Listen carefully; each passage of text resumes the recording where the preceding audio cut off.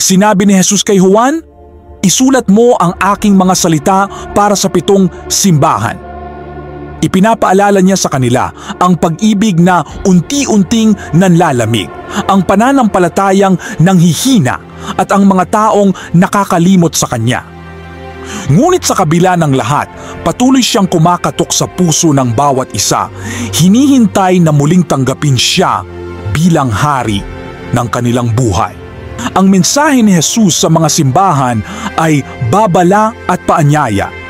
Binabalaan niya ang mga nagkukunwaring tapat ngunit nabubuhay pa rin sa kasalanan.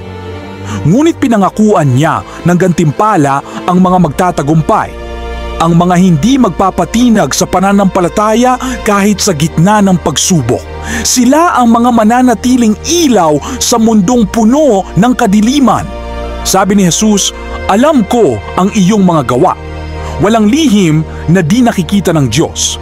Nakikita niya ang mga tapat at gayon din ang mga lumalayo. Kaya tinatawag niya tayong magsisi at magbalik loob bago pa mahuli ang lahat. Ang bawat sulat sa simbahan ay paalala na mahal tayo ng Diyos at nais niya tayong malinis bago dumating ang oras ng paghuhukom. Ang lahat ng makikinig at susunod sa tinig ng Espiritu ay tatanggap ng gantimpala ng buhay na walang hanggan. Huwag nating hayaang manlamig ang ating puso. Si Kristo lamang ang ating tagapagligtas at pag-asa. Manatili tayong tapat hanggang wakas dahil malapit nang bumalik ang hari ng mga hari.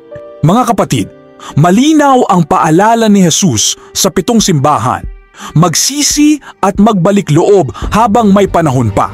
Huwag nating hayaang manlamig ang ating puso dahil malapit nang bumalik ang Panginoon.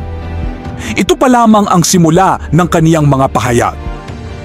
Abangan ninyo ang part 3 ng Revelation series upang maunawaan pa natin ang susunod na mensahe ng Diyos. Tandaan, kay Kristo lamang ang kaligtasan.